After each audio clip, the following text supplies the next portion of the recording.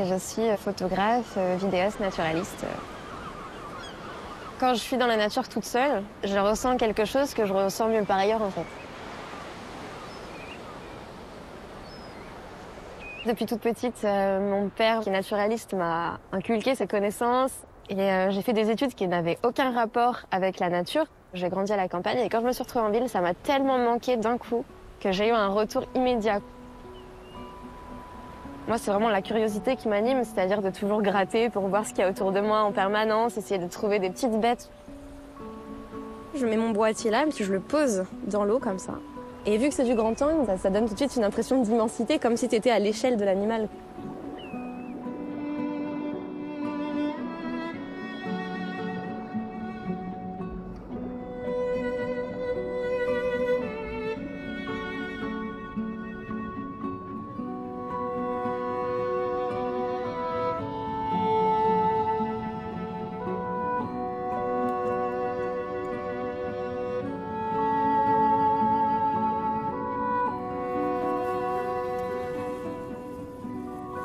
Un de mes plans préférés que j'ai pu faire, c'est des plans du Chromodoris de Crosne, là.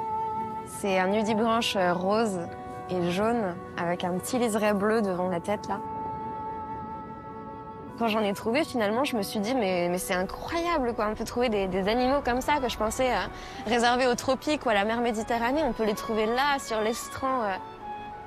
Je suis un peu devenue accro de ce truc. J'ai passé trop de temps à le filmer.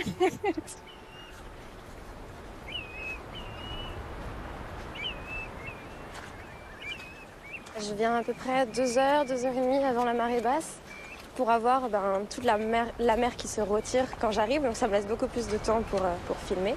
Tout ce qu'on appelle l'estran, c'est la zone de balancement des marées. La marée vient de se retirer, donc ça veut dire que là, cette eau, elle était il n'y a pas longtemps en communication avec l'océan, quoi. Exactement, c'est ça. Ça reste quelques temps avant que la mer revienne à nouveau. C'est un biotope qui est rythmé par la marée. À chaque fois que je viens ici, je trouve une espèce que j'avais pas vue avant.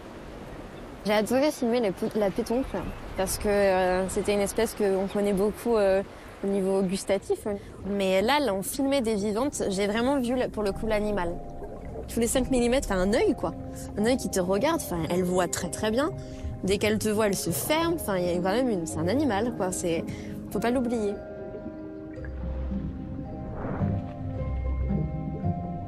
C'est un milieu qui reste quand même assez difficile pour filmer, je trouvais. Il y a certaines contraintes. Déjà, le matériel n'aime pas l'eau, n'aime pas le sel. Mais c'est vrai que une fois que tu arrives à t'immerger, c'est vraiment un autre monde, quoi. C'est complètement un autre délire. Me mettre à leur échelle, ça me permet vraiment aussi d'avoir des comportements qui changent un peu de l'ordinaire, quoi. De prendre du temps aussi pour observer ces espèces-là. Par exemple, pour essayer de filmer des bernards l'ermite qui changent de coquille. Ah ouais, t'as déjà qui filmé ça? s'échangent les coquilles, ouais.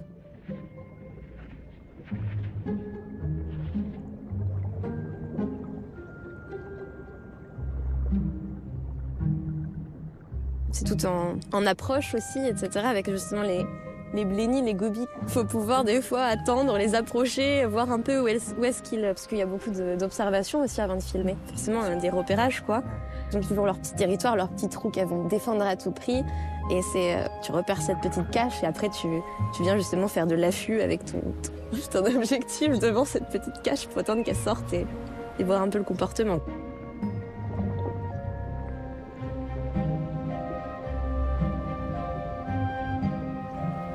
Mais les gens, ils se rendent pas compte que là, ils marchent sur du vivant, quoi. Parce que c'est vrai que ça a l'air d'être un sol un peu rocheux, rocailleux, mais pas du tout, en fait. Bah c'est ça, pas du tout. C'est des hermènes, c'est des petits vers. Alors Donc que ça, c'est les pourtant, constructions faites par les vers. c'est ça, c'est ce que les vers construisent, Ouais. mais dans Ils sont dedans. dans le petit tube, voilà, Ouais. t'as le ver. Tout, c'est une agglomération d'hermelles les uns avec les autres, cet enchevêtrement d'hermelles qui construit ce milieu, ce récif, quoi. Mais mine de rien, ça reste quand même assez fragile. C'est assez fragile au piétinement, aussi aux gens qui vont penser que c'est juste un bloc de sable aggloméré par l'océan ou quelque chose comme ça qui vont venir. Ça se casse quand même. L'été, là, il y a eu la pêche à pied est de plus en plus prisée en famille, etc. Ouais. Il faut continuer quand même à sensibiliser pour pas que les gens ils pêchent n'importe quoi, pour pas que les gens ils piétinent, pour qu'ils se rendent compte aussi de la richesse et de la fragilité de ce milieu.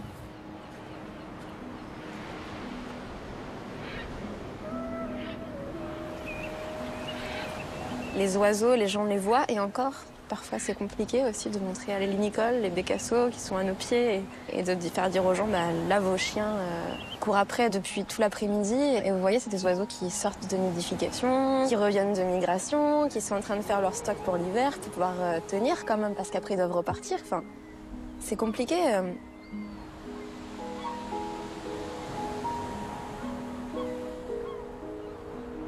Je suis pas une spécialiste, je suis pas une biologiste. Je suis une naturaliste amateur qui se passionne pour tout ça, en fait. Ce qui me révolte le plus, c'est le fait de ne pas se rendre compte de ce qu'il y a juste à notre porte. Je filme d'abord pour les autres, je pense. Et d'ailleurs, c'est pour ça que je partage énormément aussi sur les réseaux sociaux, parce que pour moi, c'est super important de montrer tout ça, en fait.